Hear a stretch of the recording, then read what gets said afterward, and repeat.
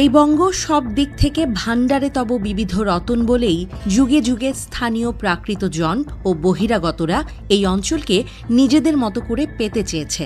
আর এই কারণেই পেতে চাওয়াদের নিজেদের মধ্যে পারস্পরিক দ্বন্দ্ব সংঘাতের শেষ নেই। এমনিতেই গত ৫ আগস্টের পর বাংলাদেশের ওপর থেকে নিজের মুঠো আলগা হয়ে গেছে ভারতের। কি হয় না হয় এ নিয়ে সারাক্ষণ দুশ্চিন্তায় দেশটি।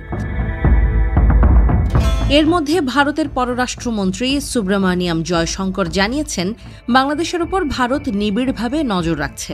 ভারতের জাতীয় স্বার্থ ও নিরাপত্তার জন্যই নয়াদিল্লি বাংলাদেশের যে ব্যাপারে বিশেষভাবে মনোযোগী বলেও উল্লেখ করেছেন তিনি। ভারতের পার্লামেন্ট লোকসভায় বর্ষাকালীন অধিবেশন চলছে। অধিবেশনে জয়শঙ্করকে কংগ্রেসের এক পার্লামেন্ট সদস্য বলেন, সম্প্রতি ঢাকা বিশ্ববিদ্যালয়ে সালতানাত-ই-বাংলা নামের একটি ইসলামপন্থী গোষ্ঠী তথাকথিত গ্রেটার বাংলাদেশ নামের একটি মানচিত্র প্রকাশ করে। ভারতের একাধিক রাজ্য সেই মানচিত্রে বাংলাদেশি ভূখণ্ড হিসেবে প্রদর্শন করা হয়। ভারতের দাবি, সালতানাত-ই-বাংলা নামের এই গোষ্ঠীটি তুরস্ক ভিত্তিক এনজিও টার্কিশ ইয়ুথ ফেডারেশনের সহায়তা ও মদতপুষ্ট। এ ব্যাপারে ভারতের কেন্দ্রীয় পররাষ্ট্রমন্ত্রীর দৃষ্টি আকর্ষণ করা হচ্ছে। অধিবেশনে এভাবে বলেন ওই পার্লামেন্ট সদস্য। তিনি আরও জানতে চান, বাংলাদেশে তুরস্ক ও পাকিস্তানের ক্রমবর্ধমান সম্পৃক্ততার নিরাপত্তা প্রভাব বিষয়ে ভারত সরকার কোনো মূল্যায়ন করেছে কিনা এবং বাংলাদেশ সরকারের সঙ্গে এই বিষয়ে কূটনৈতিক আলোচনা হয়েছে কিনা। জবাবে জয়শঙ্কর বলেন, আমরা এই ইস্যুতে বাংলাদেশের সরকারের সঙ্গে যোগাযোগ করেছি। সরকারি ফ্যাক্ট চেকার প্ল্যাটফর্ম বাংলা ফ্যাক্টের বরাত দিয়ে বাংলাদেশের সরকার আমাদের জানিয়েছে যে ২০২৫ সালের ১৪ এপ্রিল পহেলা বৈশাখ উপলক্ষে ঢাকা বিশ্ববিদ্যালয় ক্যাম্পাসে একটি ইতিহাস সম্পর্কিত প্রদর্শনীর আয়োজন করা হয়েছিল। সেখানে মধ্যযুগের বাংলার একটি মানচিত্র প্রদর্শন করা হয়েছিল।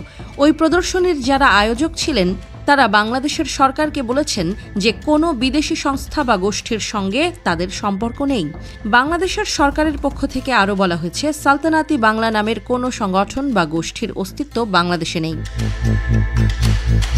আমরা জাতীয় স্বার্থ সংক্রান্ত বিষয়গুলোতে বাংলাদেশের প্রতি বিশেষভাবে মনোযোগী। ভারতের অভ্যন্তরীণ নিরাপত্তা সংক্রান্ত বিভিন্ন ইস্যুতে বাংলাদেশের ওপর আমরা নিবিড় নজর রাখছি এবং অভ্যন্তরীণ নিরাপত্তাকে সর্বোচ্চ গুরুত্ব দিয়ে আমরা এগোচ্ছি, বলেন জয়শঙ্কর। সালতানাত-ই-বাংলার অর্থ বাংলার সালতানাত। এটি শাহী বাংলা বা সুলতানি বাংলা নামেও পরিচিত। সালতানাত-ই-বাংলা ছিল ১৩৫২ খ্রিস্টাব্দ থেকে ১৫৭৬ খ্রিস্টাব্দ পর্যন্ত বঙ্গ অঞ্চলে প্রতিষ্ঠিত মুসলমান শাসিত একটি স্বাধীন রাষ্ট্র। এটি মধ্যযুগীয় দক্ষিণ এশিয়ার অন্যতম শক্তিশালী এবং সাংস্কৃতিকভাবে সমৃদ্ধ রাজ্য হিসেবে বিবেচিত হয়।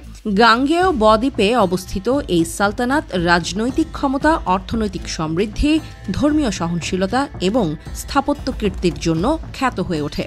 সালতানাতের সীমানা তখনকার সময়ে বর্তমান বাংলাদেশ ছাড়াও ভারতের পশ্চিমবঙ্গ, বিহার, ওড়িশা, ঝাড়খণ্ড, ত্রিপুরা, আসাম, মেঘালয়, সিকিম, মিজোরামের অংশ, মিয়ানমারের আরাকান এবং নেপালের মেচি অঞ্চল পর্যন্ত বিস্তৃত ছিল।